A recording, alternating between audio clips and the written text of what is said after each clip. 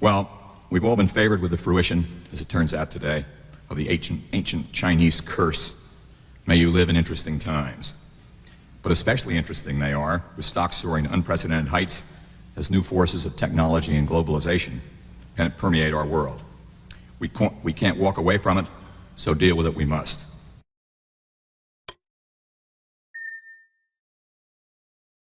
Mutual funds, which own nearly 20% of all stocks today, own only, if that's the right word, 3% of Coca-Cola, 6% of Procter & Gamble, 7% of GE, 7% of Microsoft, and 8% of Merck, 5 of the very largest firms in the Standard & Poor's Index. Together, these 5 firms have a market capitalization of almost $1 trillion out of a U.S. market of about $8 trillion. These 5 stocks are up 40% this year, far above the gain of 25% for the index. It's not, it seems, the index funds are the problem, but the envious non-index funds, anxious lest they fall further back, are the problem. In all, similarities with 1929 abound, and I don't hesitate to haul up the warning flag. The worrisome signs not only include the high valuations I've described, but the similarity of the words we read today with those of a now-forgotten era. For example, a United States president who says, quote, "No Congress ever assembled on surveying the state of the Union has met with a more pleasing prospect than that which appears at the present time. In the domestic field, there is tranquility and contentment, and the highest record of years of prosperity." Calvin Coolidge, December 4th, 1928. And a financial article states, this is a pretty stinging, "The establishment of mutual funds by banks and independent groups has almost become a fad.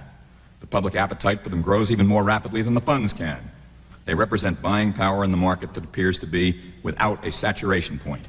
New levels in the stock market." August 1929.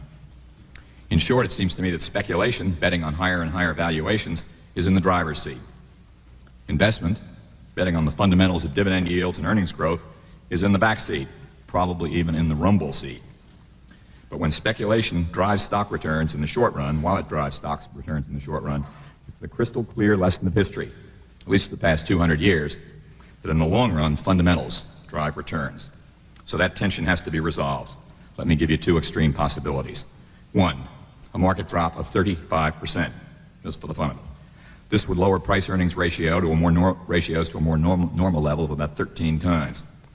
And at 5,200 in the Dow, we would still repose, I might add, fat, dumb, and happy, where we sat in January 1996, just a year and 1/2 ago. This is hardly a doomsday scenario.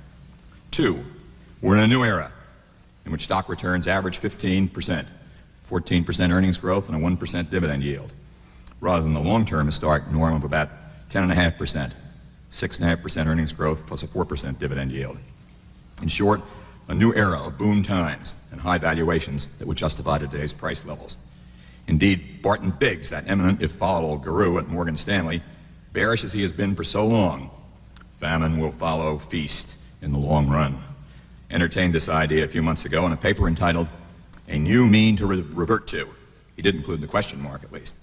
He tranced on a new real mean return for stocks of 10% after inflation, but finally fell back on a 7 to 8% range, much higher than the norm of about 5 or 6%, but not nearly enough to justify today's price levels. The bull's case is quite beautiful. You ought to hear it.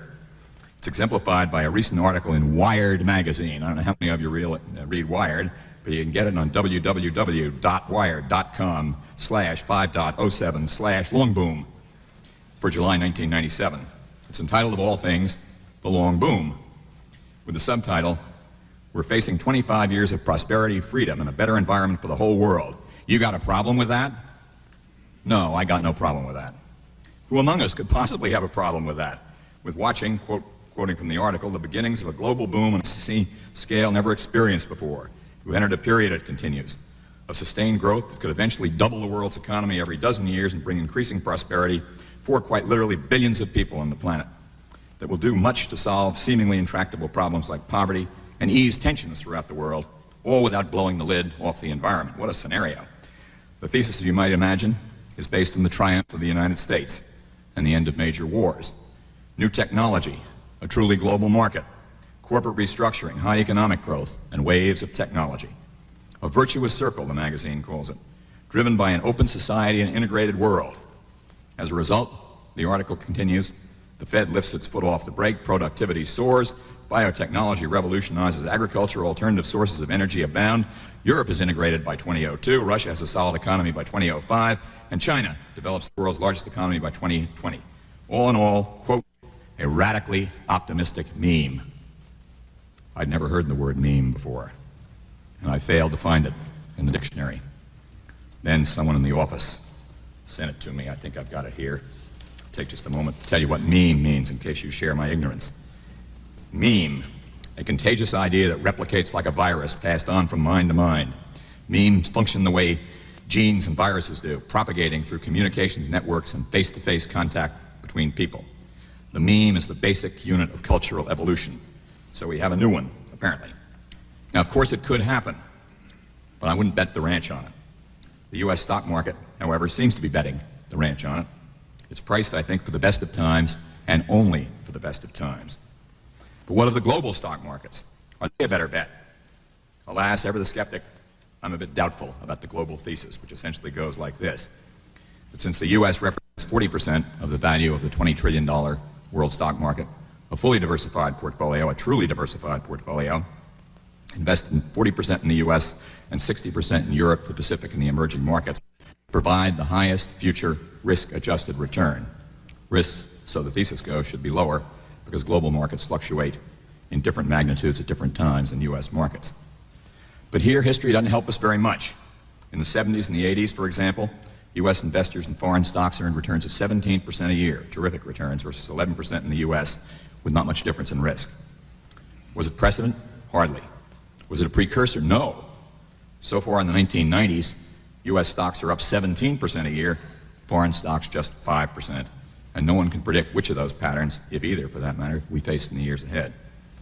To buttress the skeptical case, my skeptical case, I guess, foreign returns earned by U.S.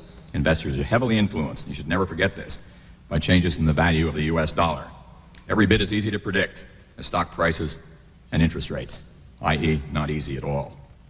In the 70s and 80s, a weak dollar increased strong foreign returns by 20%. So far in the 90s, a strong dollar has reduced weak foreign returns by 30%.